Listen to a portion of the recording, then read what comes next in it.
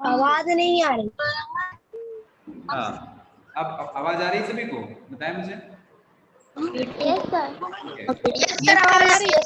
ठीक है, देखिए लास्ट क्लास में मैंने आप माइक म्यूट कर ले सभी, माइक म्यूट कर ले इमीडिएट फर्स्टली, माइक म्यूट कर ले,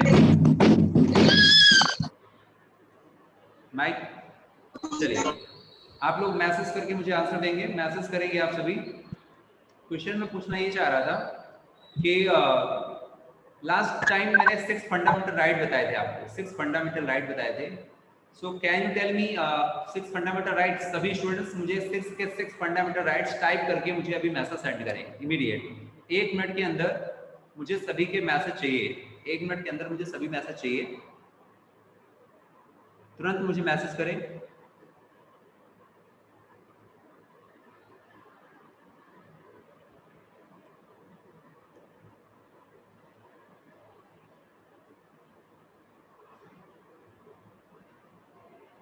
निमिष आप क्लास नहीं ले रहे हैं सही से क्या?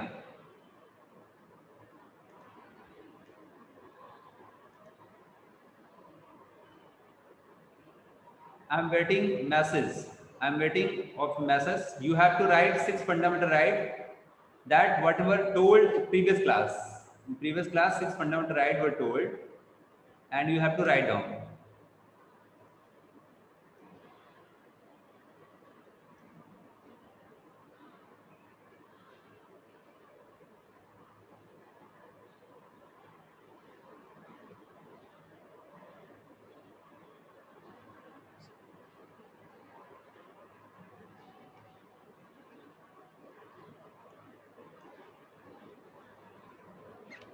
Somebody कुछ स्टूडेंट्स का वीडियो ऑन नहीं है, इससे लग रहा है कि वो कुछ बुक से या कॉपी से देख रहे हैं। अन्वेषा है ना, सार्थक, कृष्णकांत, गौरव पांडे, अन्वेषा है ना, इनका वीडियो ऑन नहीं, इसका मतलब बुक से देखकर राइट कर रहे हैं क्या, कॉपी से?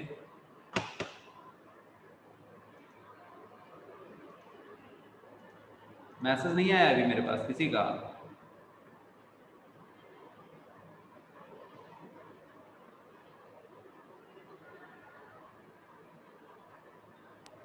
सर चैट डिसेबल है। अच्छा, yes sir, sir chat disabled है। Yes sir. Yes sir.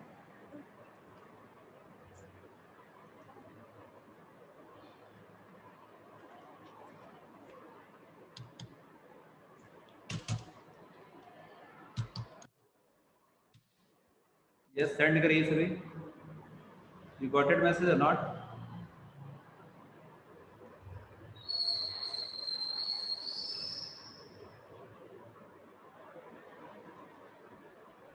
Sir chat disabled ही है। सेंड करिए, आ रहे हैं मैसेज।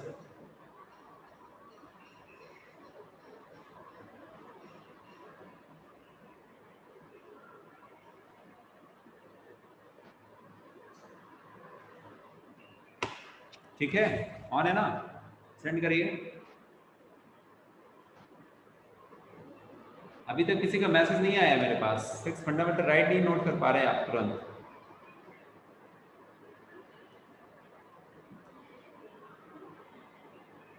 आप लोग कर पाएंगे कि नहीं? अदरवाइज फिर हम क्लास लें।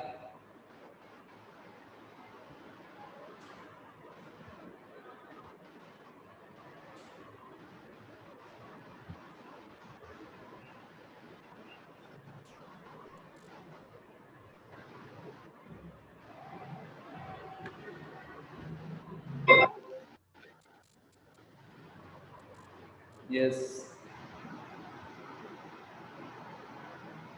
अबू तला, एक साथ 6 फंडामेंटल राइट्स सेंड करो। Right to freedom, right to equality आपने सेंड किया केवल, बस। बाकी चलो ठीक है, आपको इतने ही आते थे, कोई बात नहीं, बाकी लोग करें।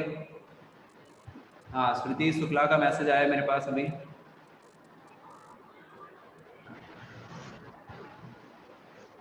हाँ ठीक है, राइट टू इक्वालिटी होता है fundamental rights, very good.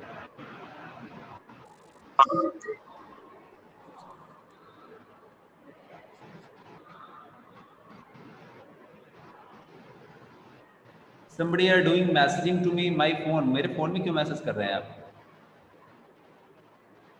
Direct इसमें करिए ना,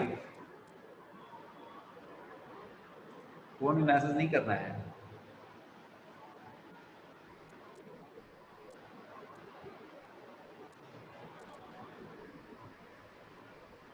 very good very good very good, बहुत बहुत अच्छे, बहुत अच्छे, very good Priya, good performance.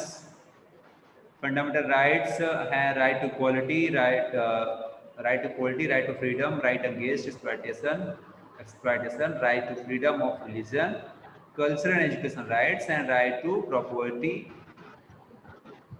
And right to constitutional remedies. Right to property करने की जरूरत नहीं थी, राइट टू प्रॉपर्टी करने की जरूरत नहीं थी, no need to write right to property, okay. Okay, sir.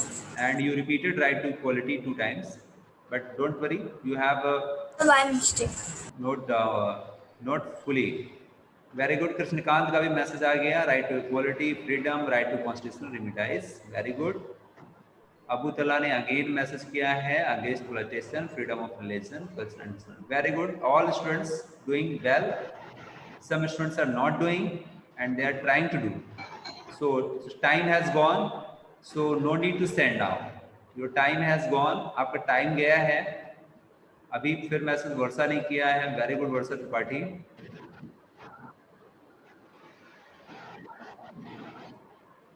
Very good Disha, very good, right to quality, right to freedom, right and exploitation, right to freedom of religion, cultural and educational right, and right the constitutional rights, या constitutional remedies बोलते हैं उनको, ठीक है ना, right नहीं बोलते हैं, कॉन्स्टिट्यूशनल रिमिडेज बोलते हैं, ठीक है ना, संवैधानिक सुधार होते हैं एक तरह से।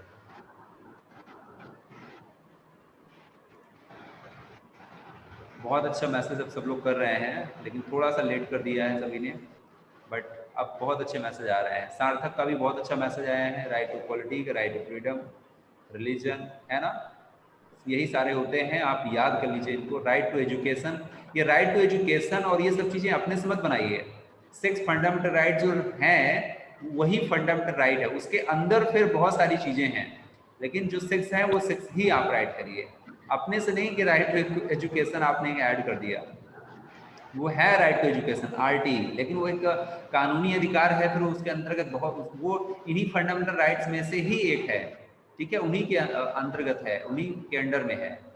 लेकिन जो 6 हैं वो आप, जो बच्चे नहीं मैसेज सेंड कर पाए हैं वो बाकी सभी के मैसेज देख लें, बाकी सभी के मैसेज देख लें, और उनको भी पता हो जाएगा सर ने क्या पढ़ाया था। हाँ, अथर्व ने भी मैसेज किया है अभी, बहुत सही किया है मैसेज, है ना। रिमिडाइज की स्पेलिंग आपकी थोड़ा सुधार लीजिए, है ना, रिमिडाइज, बाकी ठीक है आपका। चलिए, तो इस तरह से 6 फंडामेंटल राइट होते हैं, आप सभी को मालूम हो गया है। और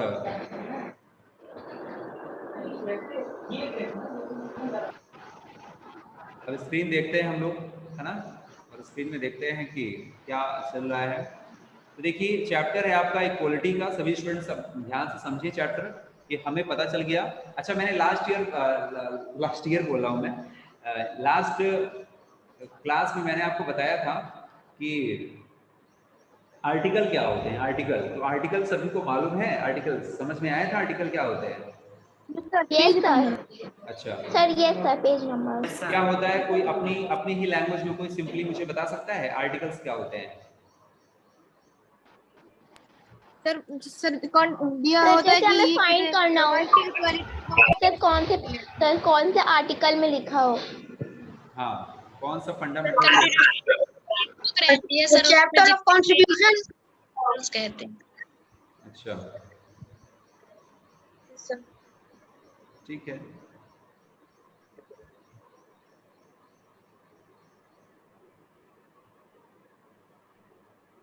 और कोई बताए मुझे, बहुत कम आंसर आए मेरे पास। और कोई बताए? सर पेज नंबर फाइंड करने के लिए होता है आर्टिकल। पेज नंबर, सर ये दिया होता है कि राइट टू जैसे हमें कोई आर्टिकल पता नहीं है, किस पेज में दिया गया है। सर आर्टिकल को पेज नंबर जैसे इस्तेमाल किया जाता है, वैसे ही, वैसे ही। कॉन्स्टिट्यूशन चैप्टर, ठीक है, ठीक है। मैं आपकी बात को समझ रहा हूँ, जो आप बताने की कोशिश कर रहे हैं, मैं उस चीज़ को समझ रहा हूँ। ठीक है, सीधे सीधे आप ये कहना चाह रहे हैं मुझसे कि आर्टिकल, वो बातें, आर्टिकल का मतलब ये होता है कि एज ए पेज नंबर, है ना, कि कोई भी अगर कॉन्स्टिट्यूशन में कोई बात लिखी है तो कहाँ लिखी है। हमारे कॉन्स्टिट्यूशन मैंने बताया था कि एज ए बुक कब बना था, ये भी बताया मैंने आपको, कितना समय लगा था, कितना टाइम लगा था कॉन्स्टिट्यूशन को बनने में, ये भी मैंने आपको बताया। किसने बनाया था कॉन्स्टिट्यूशन, कॉन्स्टिट्यूट असेंबली ने बनाया था, संविधान सभा ने बनाया था, सभी लोगों ने मिलकर बनाया था। देश आज़ाद होने के बाद ये तैयार हुआ था। 2 years 11 month 18 days, 2 years 11 month और 18 days, टोटल इतना समय लगा था। 2 साल 11 महीने और 18 दिन, ये टोटल इतना समय लग गया था कॉन्स्टिट्यूशन प्रिपेयर होने में। बहुत सारे लोगों का सहयोग रहा इसमें, भीमराव अम्बेडकर की भी महत्वपूर्ण भूमिका रही और डॉक्टर राजेंद्र, बहुत सारे लोग थे इसमें, ठीक है ना। एक्चुअली में सच्चिदानंद सिन्हा, डॉक्टर राजेंद्र प्रसाद, जवाहरलाल नेहरू, ऐसे बहुत सारे लोग जिनका मिला जुला सहयोग रहा। बहुत सारे नाम हम साउथ के भी हैं जिनको भूल जाते हैं, उन्हीं सभी का मिला जुला सहयोग रहा, जिसकी वजह से आपका कॉन्स्टिट्यूशन तैयार हुआ। और उस कॉन्स्टिट्यूशन इतना बड़ा है, इतना उसमें बहुत बड़ी बुक्स है, तो उसमें हर बात को कहाँ लिखा जाना है वो लिखी गई, लेकिन उसको याद करने का तरीका कैसे होगा, हमारे भारत के नागरिकों को, हमारे देश के लोगों को कैसे पता चलेगा कि हमारा फंडामेंटल राइट कहाँ लिखा है, किस पेज नंबर में। तो अब हमें पता चल जाएगा कि हमारा जो फंडामेंटल राइट्स है वो आर्टिकल 14 से कहाँ तक है, 32 तक। आर्टिकल 14 से 32 तक हमें देखने के लिए मिलता है। अच्छा, एक्चुअली में आर्टिकल्स, आपके जो फंडामेंटल राइट्स होते हैं वो आर्टिकल 12 से ही स्टार्ट हो जाते हैं। एक्चुअली में जो आपके फंडामेंटल राइट्स होते हैं वो आपके आर्टिकल 12 से ही स्टार्ट हो जाते हैं। जो आर्टिकल 12 से लेकर आपका 35 तक, ये 12 से लेकर 35 तक आपका क्या होता है, फंडामेंटल होता है, फंडामेंटल राइट्स होते हैं। लेकिन जो आपके रियल फंडामेंटल राइट्स होते हैं वो आपके 14 से स्टार्ट होते हैं। फंडामेंटल राइट्स के बारे में भी है, ठीक है ना, लेकिन एक्चुअली में जो रियल बातें जो आपके हैं वो 4 से लेकर 32 तक की हैं। आपको इन्हीं को याद करना है, आपको लर्न इन्हीं को करना है।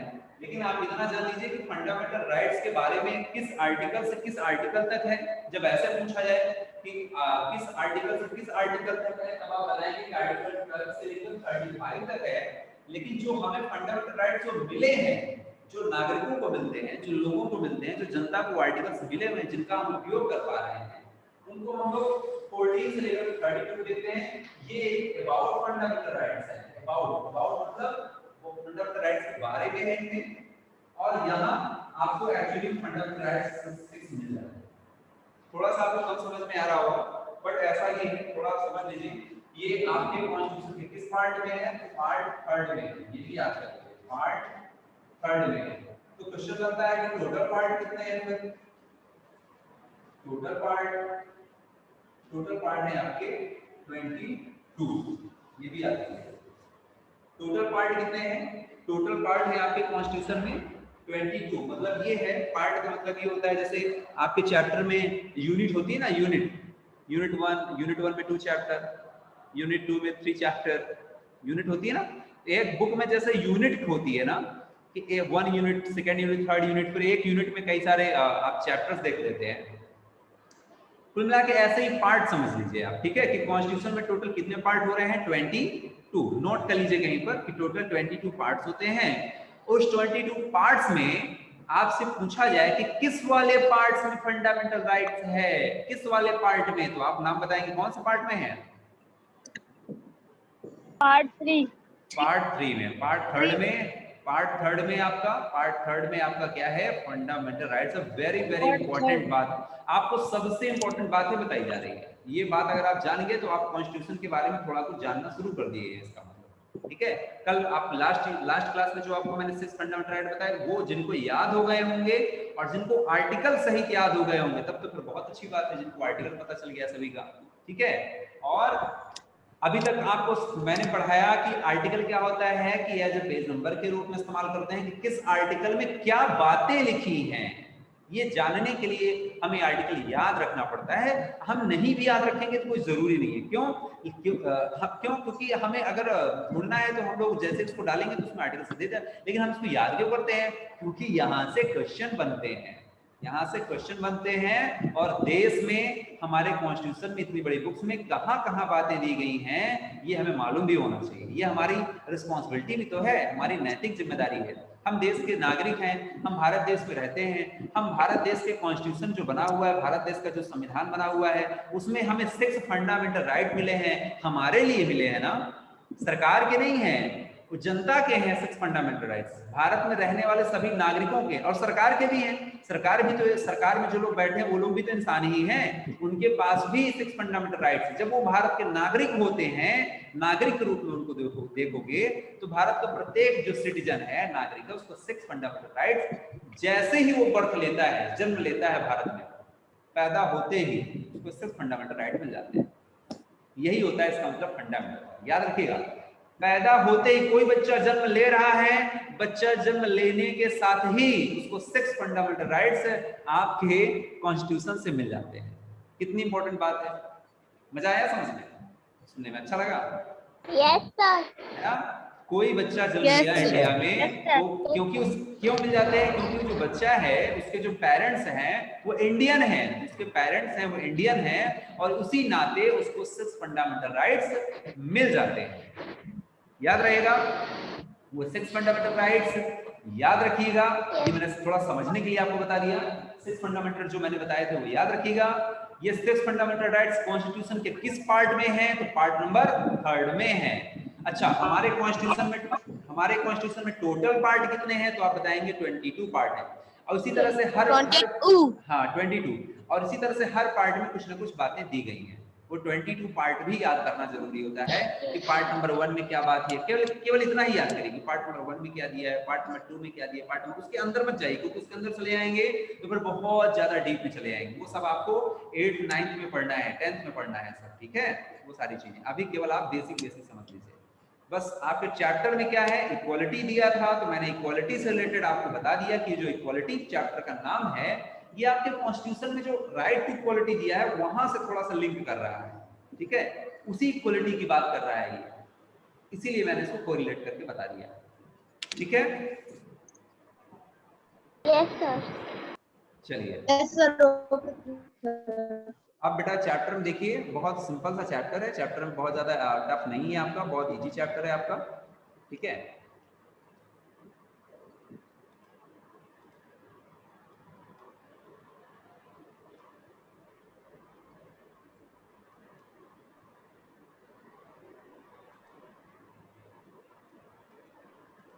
देखिए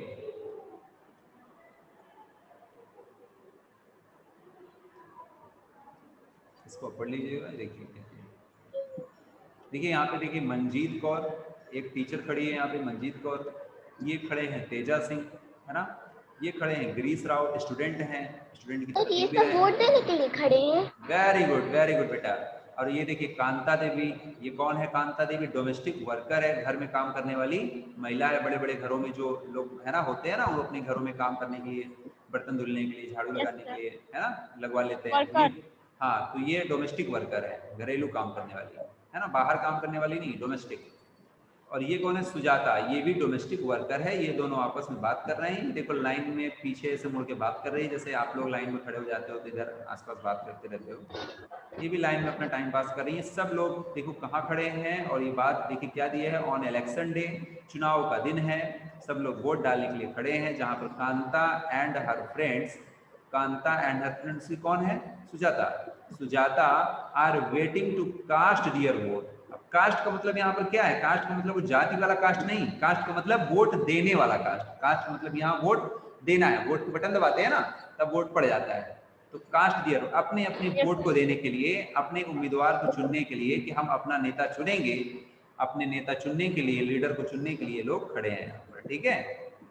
और इसीलिए इस चैप्टर का नाम देखिए इक्वालिटी। और आपको इसी पहले वाले ही पिक्चर से आपको समझ में आ गया होगा कि हमारे देश में क्या है? इक्वालिटी है। हमारे देश में क्या है? इक्वालिटी है, समानता है। छोटी मोटी देखिए बातें हैं, कहीं ना कहीं कुछ ना कुछ विवाद भी देखने के लिए मिलता है देश में, लेकिन इन सब के बावजूद हमारे देश की इक्वलिटी बाकी सभी देशों से ज़्यादा अच्छी है।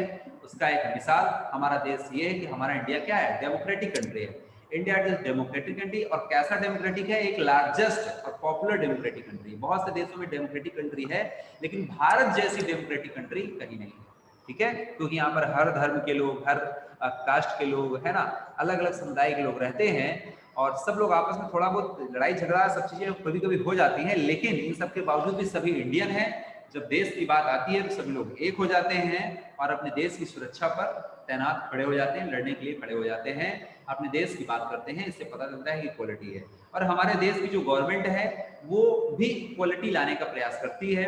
हमारे देश का जो कॉन्स्टिट्यूशन है उसमें जो बातें लिखी हैं वो भी इक्वलिटी लाने की ही बात करता है। हमारे देश के कॉन्स्टिट्यूशन में लिखा है कि हमारे देश के नागरिकों द्वारा क्या होगा, प्रतिनिधि का चुनाव होगा, रिप्रेजेंटेटिव का चुनाव होगा। हमारे कॉन्स्टिट्यूशन में बातें लिखी हैं कि देश में कोई राजा नहीं होगा, जो भी व्यक्ति होगा वो जनता जब उसको चुनेगी तभी वो गवर्नमेंट के रूप में बैठेगा, सरकार बनेगी, गवर्नमेंट बनेगा, सरकार बनेगी। लेकिन वो गवर्नमेंट अगर ये सोचे कि नहीं मैं राजा बन गई हूँ, तो राजा नहीं है वो, क्योंकि राजाओं का जमाना गया। जब एक राजा बनता था और उसके फैमिली के ही सब लोग राजा बनते रहते थे, उसके बाद उसका बेटा बन गया, फिर उसका बेटा बन गया, तो वो वाला मोनार्की वाला सिस्टम गया। जैसे क्लास 6 में आपने पढ़ा था ना मोनार्की, तो मोनार्की वाला सिस्टम गया। अब आज का जो देश है हमारा वो डेमोक्रेटिक है। डेमोक्रेटिक का मतलब होता है आज राजा तो आप बन रहे हैं लेकिन जनता ही आपको चुन रही है। इसलिए असली राजा कौन हुआ, वास्तविक राजा कौन हुआ, जनता ही हुई। रियल अथॉरिटी किसके पास आ गई, जनता के पास ही आ गई, ठीक है।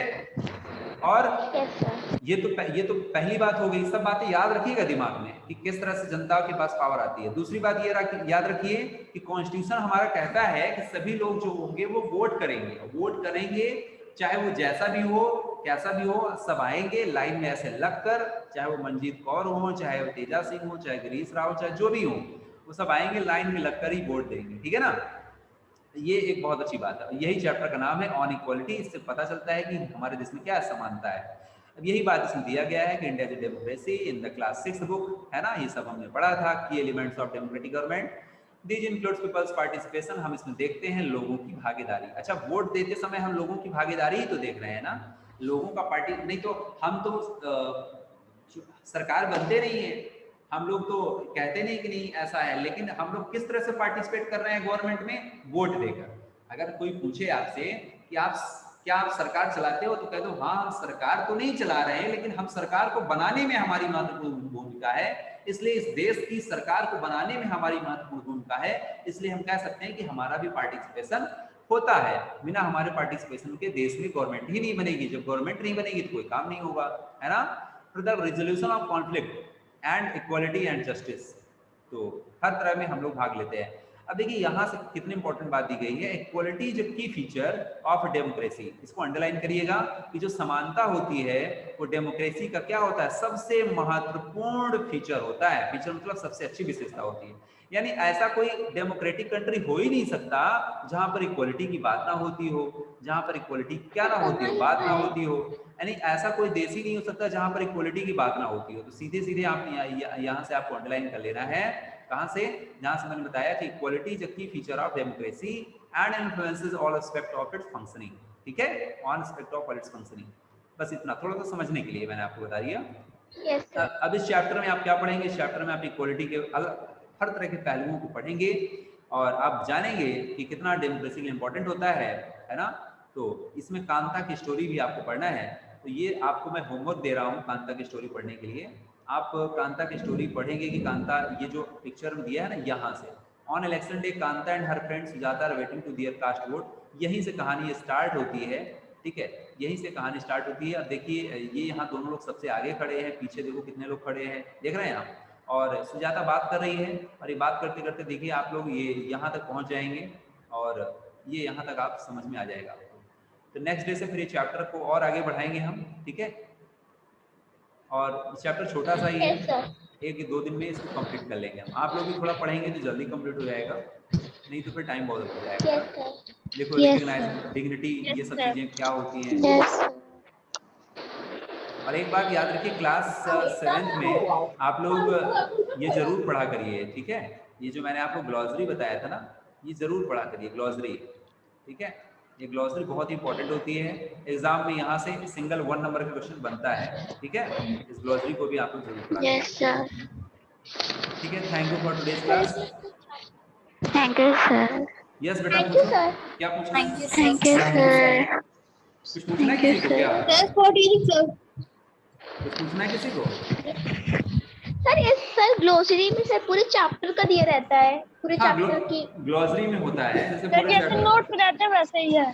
नहीं, ग्लॉसरी में क्या होता है, ग्लॉसरी में जो चैप्टर के जो इंपॉर्टेंट कीवर्ड होते हैं ना, इंपॉर्टेंट कीवर्ड, उन्हीं को निकाल के वहां रख देता है। और अगर आप उनको पढ़ लेते हो ना, तो एक तरह से आप चैप्टर की बहुत सारी अच्छी अच्छी बातों को आप एक ही जगह पे पढ़ लेते हो, ठीक है, एक ही जगह पे पढ़ लेते हो। लेकिन वो ग्लॉसरी, लेकिन ग्लॉसरी को ये नहीं कहेंगे कि ग्लॉसरी पूरे चैप्टर का समरी है, वो नहीं है। उसको पढ़ने के लिए आपको पूरा चैप्टर पढ़ना ही पड़ेगा। बस केवल इतना कह सकते हैं कि ग्लॉसरी में कुछ इंपॉर्टेंट बातें निकाल के पहले से ही दे देते हैं, तो उनको भी कवर कर लिया जाएगा, ठीक है। Yes sir, important. हाँ, yes sir. Thank you for today's class. Thank you sir. Thank you sir. Thank you.